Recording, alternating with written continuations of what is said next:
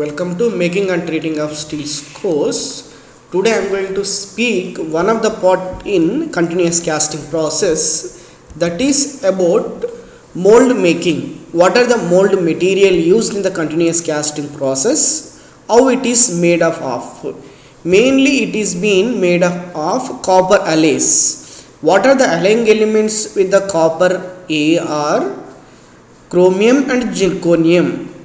And why we use chromium along with the copper is it is especially used for plating around the thickness of 0.08 inner part of the mold is being given chromium plating.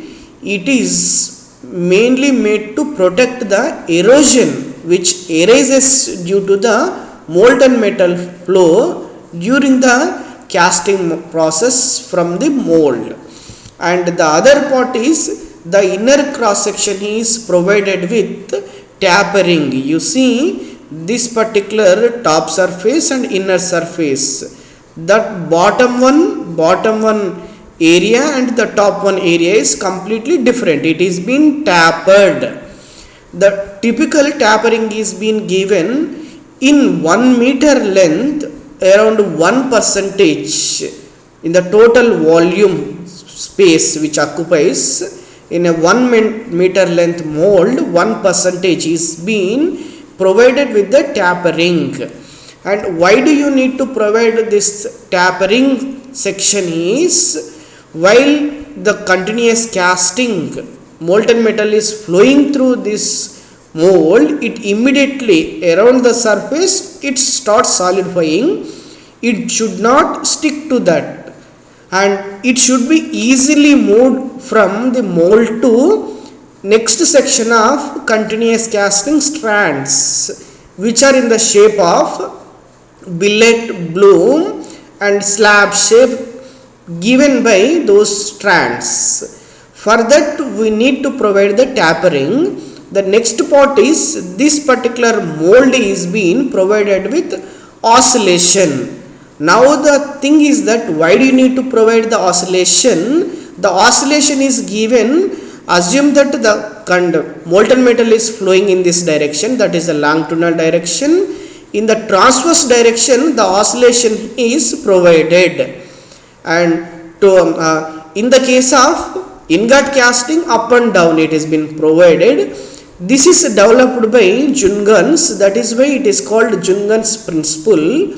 The frequency amplitude maintained for the oscillation are frequencies 0 to 250 cycles per minute. The stroke length amplitude is 0 to 12 mm is maintained in the case of continuous casting process. Now one need to know what is the main significance of this particular solidification process. Significance of the solidification process is that this is continuous casting mold in vertical casting method. As a molten metal is poured from the ladle to this particular ladle to tundish to continuous casting mold. Continuous casting mold is provided with the cooling, which is primary cooling stage, and it is being moved to the box type strands. In one mold there will be a connected strand which is provided with again water spray, which is secondary cooling. And completely, as you see in the mold, this is solidified area and this is solid plus liquid region. As it is been moving from the mold to strand, it is continuously getting solidified. At this stage, as it is been reaching to the rollers, it need to be moved to the next strand, out of the strand to cutting section with the help of rolling. When it is going out of the roll, this particular solidified mushy zone is nothing but liquid plus solid region should not be extended behind the roller support. It should not be. This should be ended here only. It should not follow this dotted line. If it follows, it leads to the central line crack which goes to the in casting product, in the finished product. That is why it need to be very crucial, and the solidification need to be completed before withdrawal of the rollers, and if it is not followed, there will be a problem of macro segregation and centroline cracking and porosity formation will occur. And this particular solidified shell, this is white region is solidified shell, should be strong enough while it is exiting out from the rollers. It is going to the cutting section and it is going to apply the large pressure. That is why it should be strong enough. Now coming to there are emerging trends developed to overcome those kind of defects. This is your continuous casting direction, Z direction. This is the width of the section. This is transverse direction. This is longitudinal direction. In the longitudinal direction, there will be extra setup which is being arranged with the electromagnetic forces, magnets and electric field. AC or DC is being supplied to the electromagnets. These are the magnets, and through this particular tunnels, the electromagnetic force is being, this is front side, this is the left side, is being provided. Mainly this electromagnetic forces, when the alternative current is supplied, it provides the steering for this liquid part. This is a solid part. For the liquid part, when it is being subjected to the steering process, you will be achieved the homogeneity in the chemical composition. And when the DC current is being provided, in the case of slab production, thin slab production, the steering is mainly subjected in the billet bloom production. For the slab production, the DC current is applied so that the flow will be damped, so that the thickness will be reduced at the stage of as it is been converted from the liquid to solid.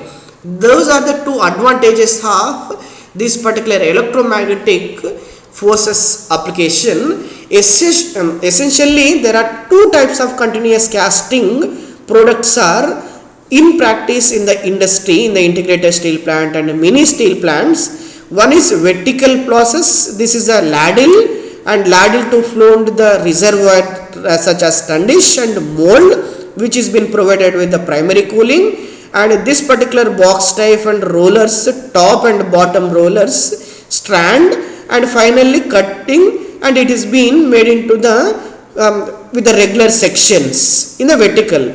And in the vertical also, it is been straightened, as it is been vertical stance is been coming till here from the mold, and it is been straightened and bending and unbending. This is attached with vertical continuous casting machine. Another thing is curved stand. This up to here is the continuous casting mold. It is been curved through the rollers, upper roller and bottom roller, and it is been bending and unbending, and here it has been straightened.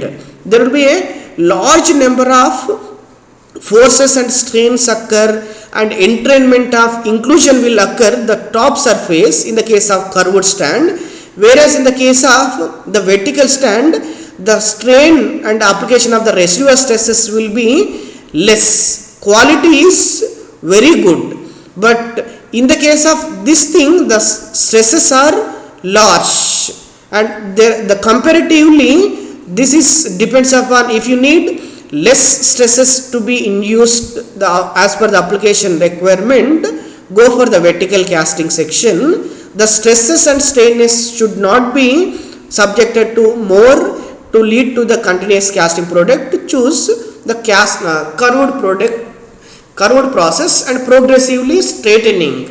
And what are the continuous casting defects? Mainly it is divided to internal cracks, which you cannot see, as the product is moving through the strands also you cannot see. Those kind of things are mid cracks, triple point. These are the weaker points: central line cracks, diagonal cracks, inclusions and blowholes. These surface cracks, longitudinal direction, as a casting molten metal is being flowing through. This longitudinal direction cracks you can clearly see, and opposite to that transverse direction, oscillation marks, the impressions of the molds you will see these are the surface defects. This can be avoided by machining of the some thickness of the surface and shape of this particular due to the uneven forces, oval shape, rhomboidal shape and long depression shape of these things will come along with the casting products. With the, for example, you see the midway cracks, this is middle of the surface. If it is offline of the surface, this is offline crack, and this is corner cracks as initiated at the corner cracks. These are the transverse direction cracks, offline to the transverse direction, mid section and the diagonal section of the crack. There will be strips, group of the cracks will be developed this in the continuous casting process. All these things can be avoided by applying the mechanical forces, balancing the soft mechanical forces, all those things. It is continuously developed. What are the advantages of continuous casting over the ingot casting? You can do molten metal feeding continuously and finally you will be getting the semi-finished product. Quality is better and you no need to have the slabbing mill, blooming mill and separately, whereas in the case of ingot casting section you need large space, cost operation, investment, capital cost was higher. As it is being developed, it is dominated in all the integrated steel plant. Nowadays most of the plants are around 95% of the plants are equipped with continuous casting process. Higher extent of automation, stripping, cutting and interval of periodic cutting, the regular section, smoothing, everything can be automated in the continuous casting process. The width also can be adjusted, how much width you want. It is more closer to the finishing products. No more it is called semi-finished products as development took place in the continuous casting process. The less segregation will be there. Now I would like to conclude with the points that mention whether these following points are true or false. Midway cracks, triple points and center line points are the weaker points and which developed due to the non-uniform solidification. These things leads, these are the defects. Henry Bessemer first propagated the concept of continuous casting of steel. So please give your opinion. Thank you.